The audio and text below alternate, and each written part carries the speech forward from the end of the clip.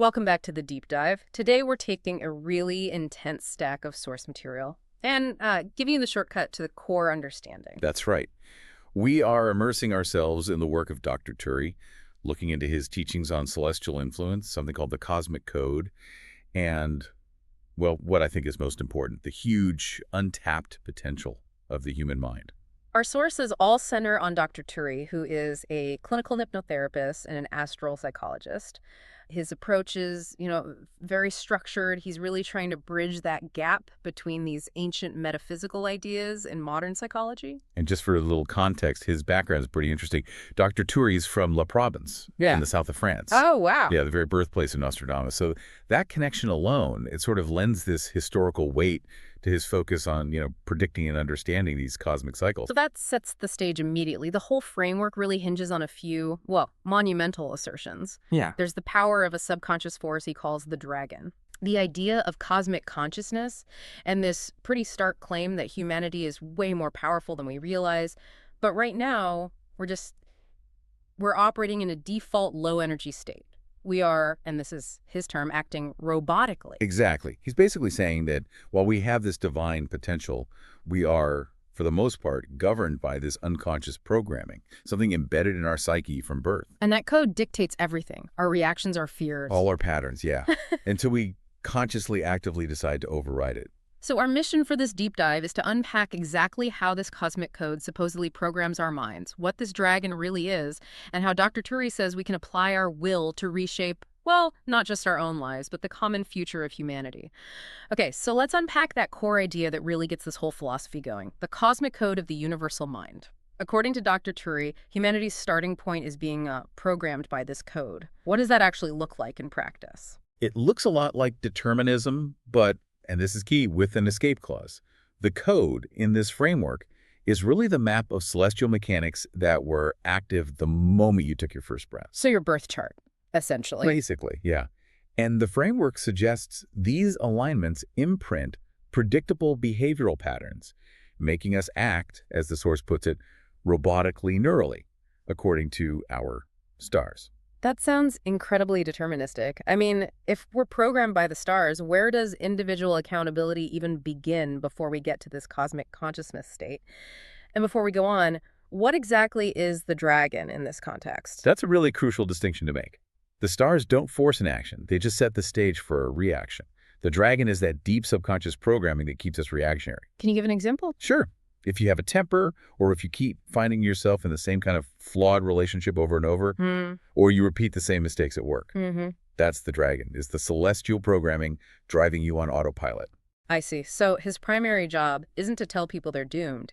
It's more about making them aware of how the stars are interacting with their subconscious to produce these predictable default lives. Exactly. It's like spotting the code running in the background. If you don't know the code exists, you can't override it. And if you don't override the code, then you run into what he calls the sophisticated topic of repetition.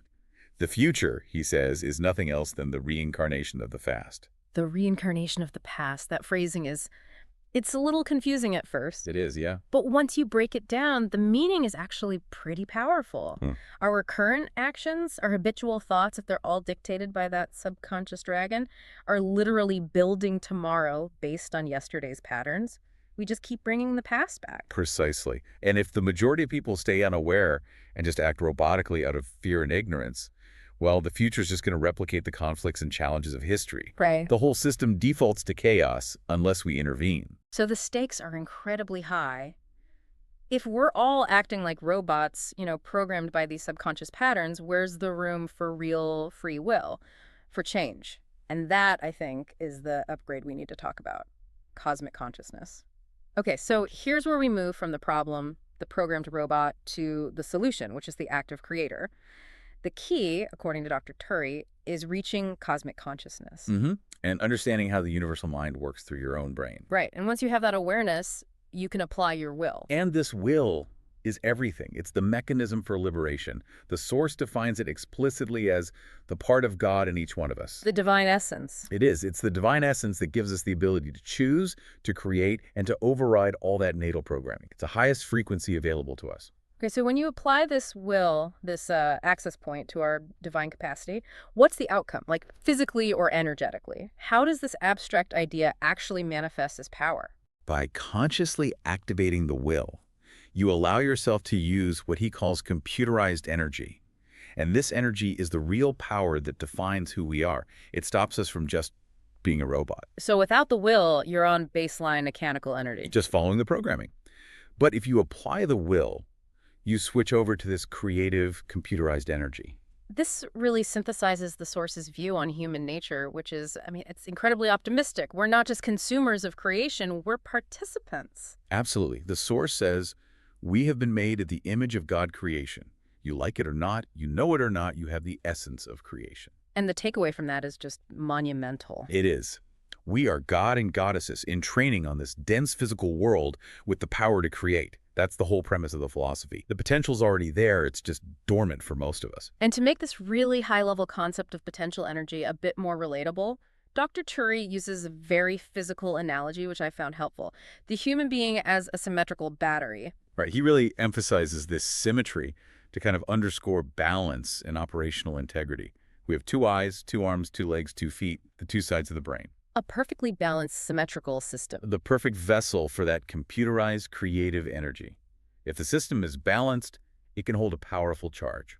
And with any battery, of course, the conversation has to turn to what drains it. What's the negative charge that keeps us locked in that robotic state? The crucial connection here is that the battery gets depleted by negative input.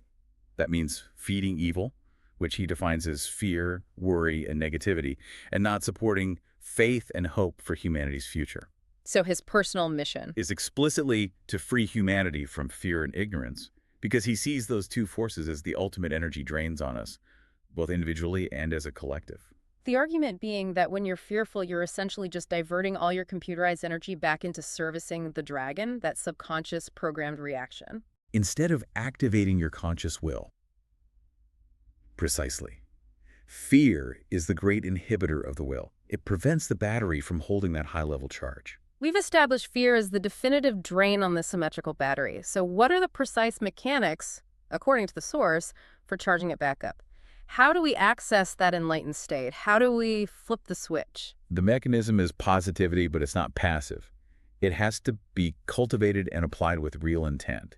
If you actively choose to fill up that symmetrical battery with faith, with hope, with positivity, you can reach the level of enlightenment. That's the highest operational charge. And what happens when you get there? When you're in that charged, enlightened state, the source says your thoughts then become like a LZ laser of beam. That phrase LZ of beam needs a little translation. Yeah, it does. What's the functional difference between just a normal thought and a laser beam thought? The difference is focus and frequency.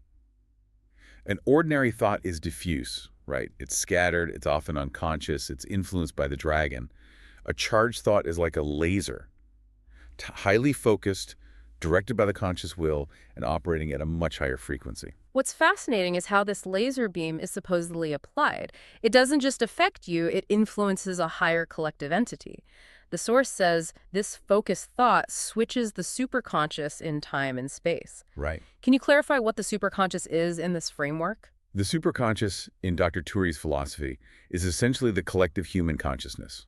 It's the universal mind pool that is responsible for the humanity's future. So it's the aggregate of all human thought and will. Exactly. And when a critical mass of individuals reaches that high-frequency laser beam level, that collective entity is profoundly affected. It shifts. So the individual laser beam, which is the result of a fully charged symmetrical battery, causes the collective superconscious to act in a progressive, positive way. I mean, that is a remarkable assertion. It is. That individual conscious positivity can directly steer the trajectory of the entire species. It connects right back to that God and goddess in training idea. Yeah. If you realize your creative power and apply your will, you are directly helping to steer the whole ship away from the repeated patterns of the past, away from that reincarnation of conflict. And this powerful focus on creation and positivity. It's sharply contrasted with all the fear-based narratives that Dr. Turi specifically rejects. He is incredibly vocal about where people should not be focusing their energy. Oh, absolutely. His rejection of doom is absolute. The source is adamant. We are not doomed. There's no end to the world. And this is a direct counterargument to any ideology that just drains the battery with fear. He even brings up the historical panic around the year 2012. Many people thought that was going to be some apocalyptic event. Yes. And he highlights that year not as an end, but as a golden door. It was an opportunity, an entry point for humanity to raise its cosmic consciousness and finally understand that there's more than what the eye can see. He stresses that these moments are shifts in cosmic energy meant to empower us, not destroy us. And the warning he gives against negativity and disinformation, it's expressed in remarkably strong language. He does not mince words at all. Not at all. He asks directly and with a lot of intensity why anyone would sign off for what he calls, and this is a direct quote, conspiracy talking head, religious lunatics, apocalyptic promoter, evil theaters. Wow. Yeah. That intense language just underscores his belief that consuming fear isn't just passive entertainment. It's a deliberate act of self-harm, and it's a detriment to the collective. Because by signing off on those fearful narratives, he argues, you harm yourself and the world because, consciously or not, you are responsible of our common future. If you feed fear, you are actively draining the collective battery. You're making the past reincarnate all over again. That's the synthesis right there. You cannot create a peaceful future while you are consciously or subconsciously seeking out messages of doom. You're just diverting all that creative, computerized energy into fueling the very negativity you claim to be afraid of. Connecting all these threads, you can really see Dr. Turi's passion and his commitment to this huge long-term vision. He sees his mission as very crucial, and he notes that the positive response he gets from people who adopt this framework confirms he's making progress. And this isn't just about individual enlightenment. It's really about a societal transformation, especially when it comes to educating the next generation. Right. If the current generation is struggling to shed this robotic programming, where do you even start? You start with systemic awareness. The ultimate goal he talks about is building astropsychology schools. He envisions these places where the children of tomorrow will be allowed to understand their relationship with the divine, their relationship with God, creation, the stars. That shifts the entire paradigm. Instead of just teaching history, math, and science in a vacuum, the foundation of the curriculum would be understanding your own programming, the cosmic code, and your inherent divine capacity, your will. Exactly. It's preventative. If children learn early how the code influences them, they can spend their lives consciously applying their will, instead of spending decades struggling against robotic habits they formed in ignorance. And this systemic application is the key. It's the key to creating that secure, educational, peaceful, loving, and respectful future. The direct opposite of the reincarnation of the past. It ensures the collective superconscious is switched to a progressive positive path right from the beginning. So if we synthesize this whole philosophy, the problem is robotic star-driven programming the dragon. The solution is awareness, cosmic consciousness, which lets you apply your will, that divine spark, And that will, when you fuel it with positivity, the symmetrical battery. it generates highly focused thought, the laser beam, which then positively steers the future of humanity. It all starts with the individual choosing not to act like a robot. So what does this all mean for you, the listener? We've covered a dense, really high-energy framework here that's all about personal agency. So let's recap the key takeaways. First, the human body is viewed as a symmetrical battery that needs constant positive charge. Protection from negativity. Second, there's an absolute non-negotiable rejection of fear and narratives of doom. Those are seen as the active contaminants that drain your essential energy. And finally, the conscious positive transformation of your own thought isn't just self-help. It literally transforms your internal energy into a potent, constructive laser beam that can influence the collective trajectory of our entire species. And if we connect this to the bigger picture, the source is really encouraging you to look beyond what your eye can see and realize your potential. This isn't about waiting for cosmic forces to decide your fate. It's about actively realizing your agency as a god and goddess in training who is capable of creation. You have the essence of creation inside you. The challenge is actually using it. That's a profound thought to sit with. If the future truly is the reincarnation of your thought, how immediately should you start treating your mental energy, your symmetrical battery, as a vital resource, something that needs constant positive charge and protection from fear? What are you consuming right now that is actively draining your will? It raises a really important question. Are you letting the dragon control the script? Or are you charging up your will to produce that progressive, positive laser beam that influences the world? Food for immediate action. Thank you for joining us on this deep dive into the cosmic code and the extraordinary potential of the human will.